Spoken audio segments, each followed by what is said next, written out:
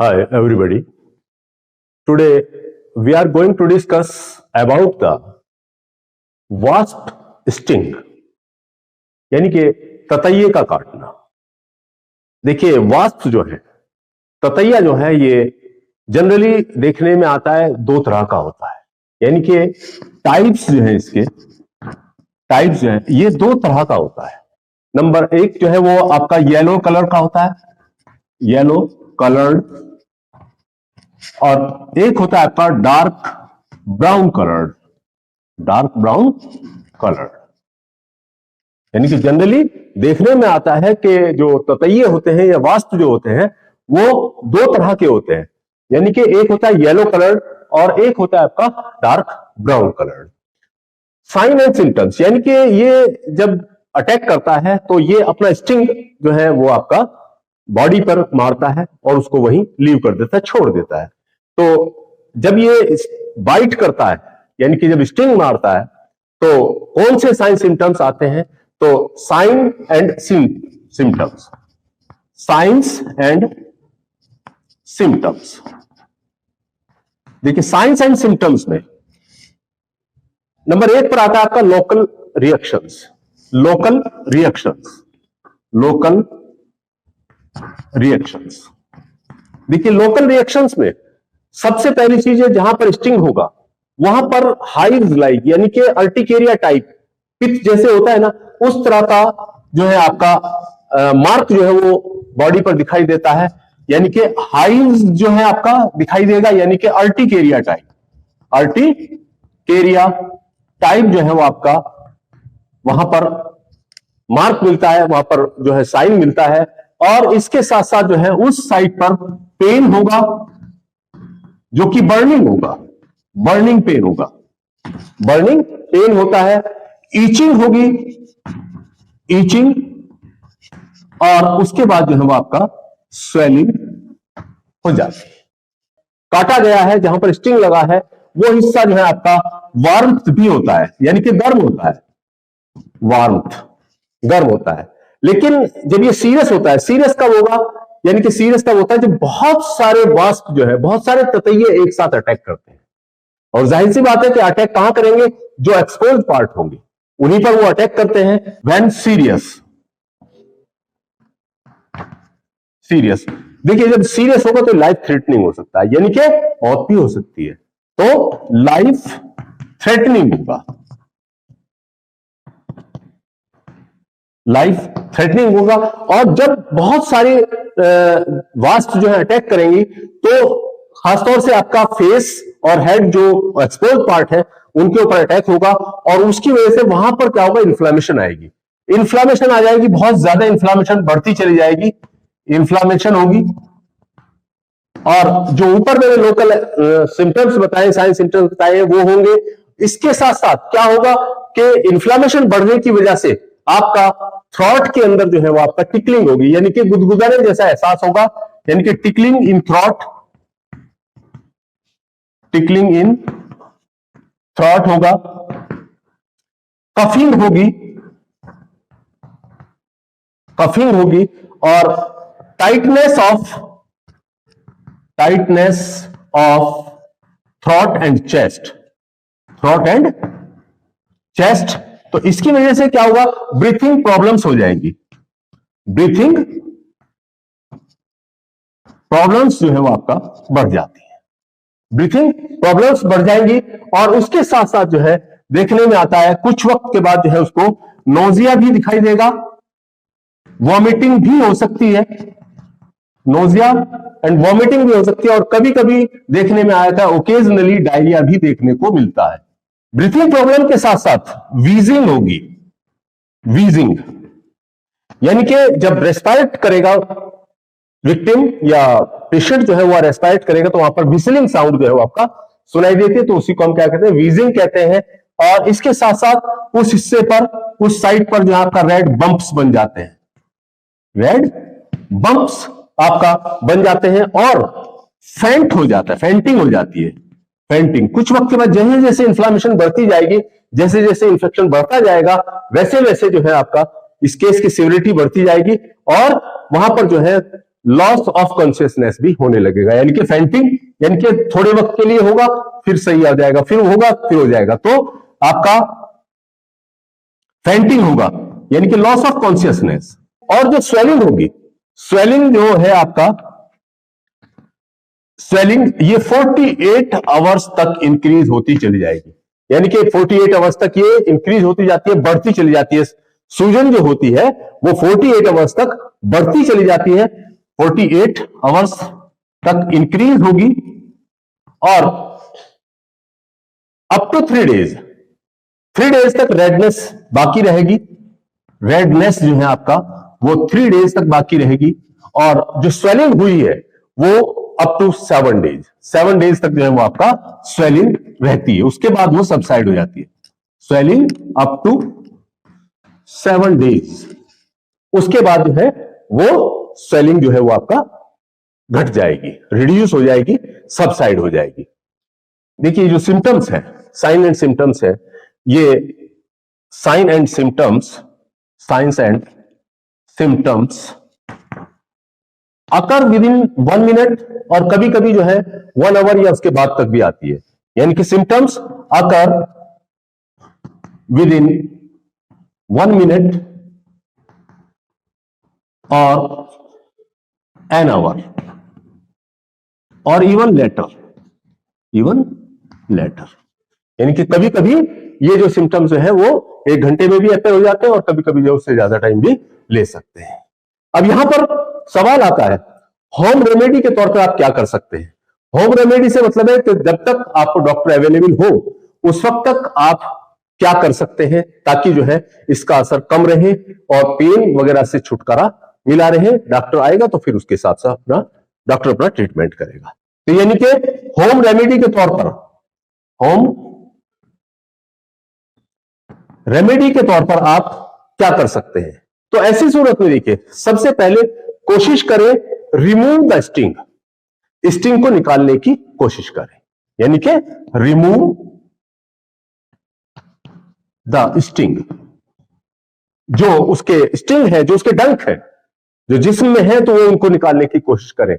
मैंने आपका honey bee के लेक्चर में भी आपको बताया था कि कभी भी इंसेक्ट बाइट अगर हो रहा है तो उसके स्टिंग को फोर्सेप्स के जरिए या पिंच करके नहीं निकालना चाहिए, क्योंकि ऐसा करने से क्या होगा कि उसमें स्टिंग के अंदर जो और वेनम होगा वो और स्किन के नीचे आएगा, तो और जो है आपका स्वेलिंग्स वगैरह बढ़ जाएगी। तो इसमें रिमूव द स्टिंग, तो रिमूव द स्टिंग, स्टिंग को रिमूव करने के लिए आप क्या करेंगे, आप एक नाइफ ले लीजिएगा और उसका जो ब्लंट साइड है, पीछे वाली साइड है, उससे आप क्या करेंगे, स्टिंग के ठीक बराबर में, स्टिंग के ठीक बराबर में ऐसे रख के थोड़ा सा प्रेस करेंगे, तो ब्लंट एरिया, मैंने बताया कि नाइफ का जो ब्लंट एरिया है, पीछे वाला एरिया, तो उसको जो है इस तरह से साइड पर वो करेंगे, या कोई भी आपका मेटल ऑब्जेक्ट हो, चाहे आपकी चाबी क्यों ना हो, मोटरसाइकिल की, स्कूटर की, कार की कोई भी चाबी या घर की कोई भी चाबी हो, तो उससे साइड से आप इस तरह से प्रेस करेंगे, और प्रेस करने से क्या होगा कि स्टिंग आपका बाहर आ जाएगा, और इस तरह से आप जो है वो सारे स्टिंग्स को निकाल दीजिए। स्टिंग को रिमूव किया, स्टिंग को रिमूव करने के बाद वॉश द एरिया, यानी कि जहां पर बाइट हुआ है, जहां पर स्टिंग लगा है, उस एरिया को अच्छी तरह से wash with shop and water, wash with shop and water, continue 15 minute तक उसको अच्छी तरह से वॉश कर दीजिएगा। तो उससे क्या होगा, जो उसके वेनम वहां पर इंजेक्ट हुआ है वो काफी हद तक जो है वो रिड्यूस हो जाएगा, और जो एलर्जिक रिएक्शंस पैदा हुई है वो काफी हद तक कम हो जाती है, स्वेलिंग कम हो जाती है। और इसके साथ साथ जो है आपका इसको अच्छी तरह से वॉश करके उसके बाद आप एक आइस पैक उन साइड्स पर लगा दीजिएगा, या उन साइड पर हल्के हल्के आइस पैक जो है वो आप लगा सकते हैं, तो उससे स्वेलिंग कम हो जाएगी, पेन कम हो जाएगा। आइस पैक्स का आप इस्तेमाल कर सकते हैं,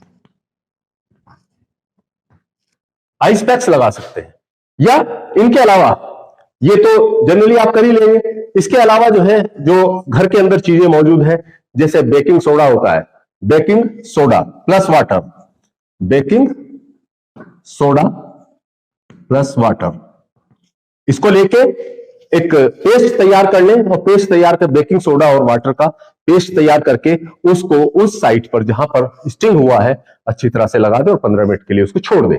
ये नहीं है तो आप जो है घर में प्याज होती है, प्याज ओनियन, उसको बीच में से काटिए और उस साइड्स पर उसको मल दीजिए, धीरे धीरे जो है उसको रब कर दीजिएगा। या वो भी अगर नहीं है तो गार्लिक लहसुन जो है उसको थोड़ा सा क्रश करके उन साइड्स पर लगा दीजिएगा।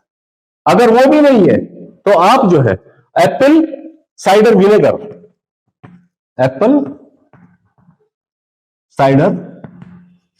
विनेगर, सेब का सिरका, अगर वो भी नहीं है तो प्लेन विनेगर, सिरका विनेगर आप जो है उस साइड पर लगा सकते हैं।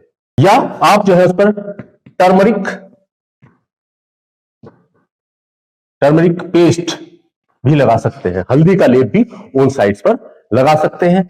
लेमन जूस भी आप वहां पर लगा सकते हैं, यानी कि जब तक अवेलेबिलिटी ऑफ द डॉक्टर हो तो आप इन चीजों में से कोई भी चीज जो है आपका इस्तेमाल कर सकते हैं। उन साइड्स पर उनको लगा दीजिए या रब कर दीजिए। उससे क्या होगा कि उसकी जो स्वेलिंग बढ़ रही थी, जो इन्फ्लेमेशन बढ़ती थी, जो पेन हो रहा था उसको थोड़ा सा रिड्यूस हो जाएगा। यानी कि और इसके अलावा उसके पॉइजन को कम करने के लिए आपका कैलोट्रोपिस, मिल्क ऑफ कैलोट्रोपिस, यानी कि मिल्क ऑफ कैलोट्रोपिस या मदार जिसको कहते हैं या आखा जिसको कहते हैं, उसका मिल्क जो है, उसका दूध जो है वो उन साइड्स पर लगा दीजिए, वो भी इसके असर को कम कर देगा। या इसके अलावा जो आता है आपका, ये आता है आपका सौंफ बेरी, यानी कि इसको रीठा आप कहते हैं, जिसे बाल वगैरह धोते हैं तो रीठा होता है, सौंफ बेरी कहते हैं। उसको पानी में घिस के और आप जो है अफेक्टेड साइट्स पर जहां पर स्टिंग हुआ है उन साइट्स पर जो है आप इसको लगा सकते हैं। सौंफ बेरी का भी आप इस्तेमाल कर सकते हैं। तो इससे काफी हद तक ये आपका हर्बल मेडिसिन के तौर पे आप इसको वहां पर उस साइट्स पर जो है लगा सकते हैं, होम रेमेडी के तौर पर भी और आपका हर्बल मेडिसिन के तौर पर भी। एज पर होम्योपैथिक एक्सपर्ट्स के मुताबिक इंसेक्ट बाइट में सबसे बेस्ट जो होम्यो रेमेडी होती है, जो सबसे बेहतर होम्योपैथिक दवाई होती है, एज पर होम्योपैथिक एक्सपर्ट होती है ledum 200 as per homeopathic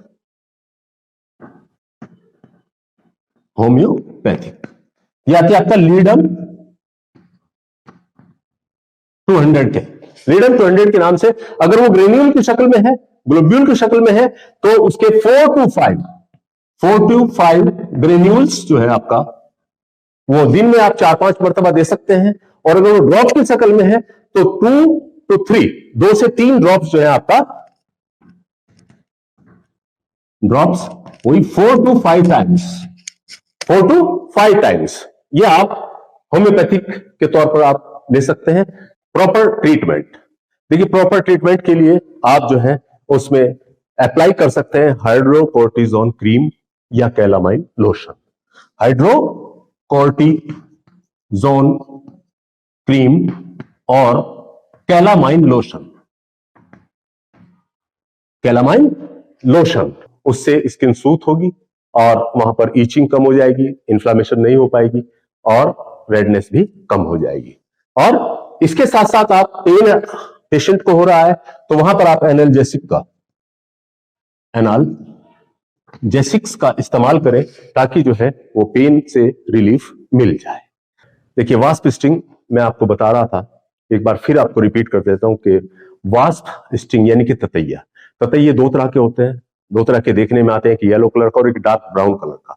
yellow colour के आपने देखे होंगे कि ये बंद मकानों के अंदर जो है अपना छत्ता बना लेते हैं, वहां पर सिचुएट होते हैं। लेकिन जो डार्क ब्राउन होते हैं वो दीवारों वगैरह की दरारों में जो है वो लाल रंग के होते हैं, डार्क ब्राउन कलर के, वहां पर अपना श्रेय रखते हैं, वहां पर जो है अपना प्लेस रखते हैं।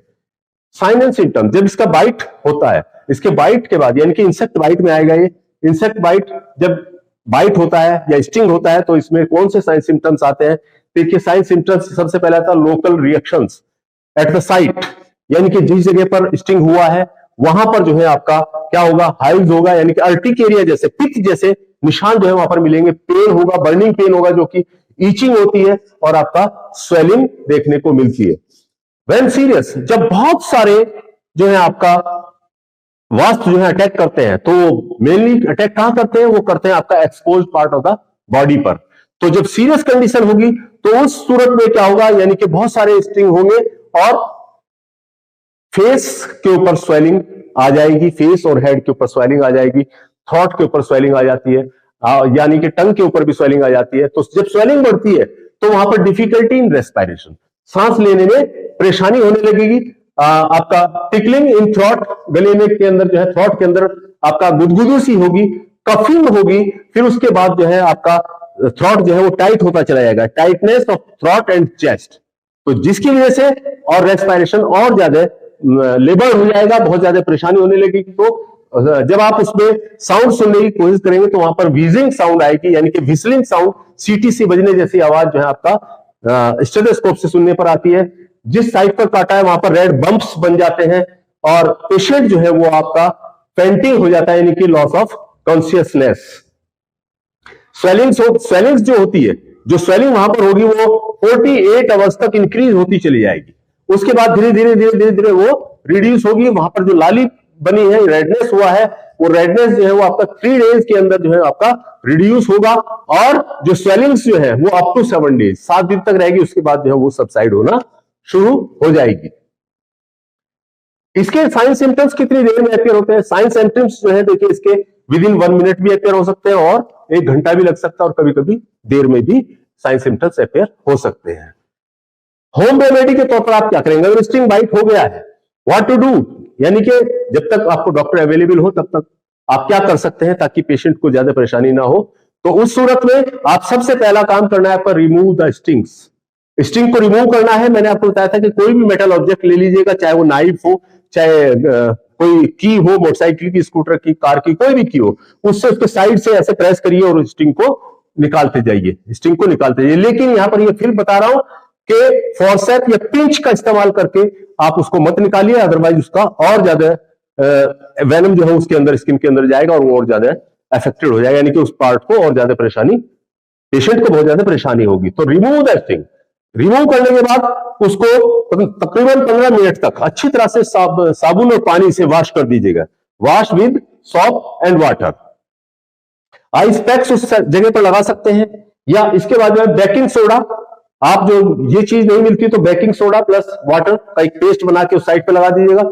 ये नहीं मिलती तो ऑनियन, प्याज को काट के लगा दीजिए, गार्लिक क्रश करके आप लगा सकते हैं, या आप जो है सेब का सिरका उस जगह पर लगा सकते हैं, या नॉर्मल सिरका जो है उसके ऊपर लगा सकते हैं, या टर्मरिक पेस्ट जो है आप उसके ऊपर, हल्दी का लेप भी उस साइड पर लगा सकते हैं, या लेमन जूस भी उस जगह पर आप रब कर सकते हैं। तो उससे जो है उसकी जो सिविरिटी है वो कम हो जाएगी, स्वेलिंग कम हो जाएगी, पेन कम हो जाएगा। उसके बाद जो है आप, या आपको अगर कैलोट्रोपिस मिल जाए, मदार मिल जाए, या आखा, उसका मिल्क जो है उस साइड पर लगा दीजिए, वो भी आपका पॉइजन को के इफेक्ट को कम कर देता है। या आपका सॉफ्ट बेरी होता है, रीठा होता है, मैंने आपको बताया था कि ये बाल धोने का रीठा होता है, तो उसके पानी में घिस के उस साइड पर लगा दीजिएगा, उससे भी स्वेलिंग्स वगैरह, इचिंग वगैरह कम हो जाती है। होम्योपैथिक एक्सपर्ट के मुताबिक जो है आपका कोई भी इंसेक्ट बाइट हो, उसमें सबसे बेहतरीन जो होम्योपैथिक मेडिसिन होती है वो होती है लीडम 200। लीडम 200, बाकी जो है वो साइन सिम्टम्स पर डिपेंड करेगा, लेकिन आप इसको इस्तेमाल कर सकते हैं। इसकी 4 to 5 ग्रेन्यूल्स या 2 to 3 ड्रॉप्स 4 to 5 टाइम्स आप पेशेंट को दीजिए, उससे रिलीफ मिल जाएगा। बाकी फिर आप जो है जिस भी पैथी के डॉक्टर को आप दिखाना चाहें उससे जाकर कंसल्ट कर सकते हैं, ताकि आपको प्रॉपर ट्रीटमेंट मिल सके। प्रॉपर ट्रीटमेंट के तौर पे आप जो है अप्लाई हाइड्रोकोर्टिजोन क्रीम या कैलामाइन लोशन उन साइट्स पर आप लगाइए, उससे जो है आपका पेन में, इचिंग में, स्वेलिंग में थोड़ा सा रिलीफ मिल जाएगा। और फिर जो है आप अगर पेन हो रहा है तो वहां पर एनाल्जेसिक्स का इस्तेमाल कर सकते हैं। तो ये था आज आपका वास्प स्टिंग यानी कि ततैये का काटना। अगर आपको ये लेक्चर पसंद आया हो तो आप लाइक, शेयर, सब्सक्राइब जरूर कीजिए और अगर आपके जहन में इससे रिलेटेड कोई क्वेश्चन है तो आप हमारे कमेंट बॉक्स में डाल सकते हैं। थैंक्स।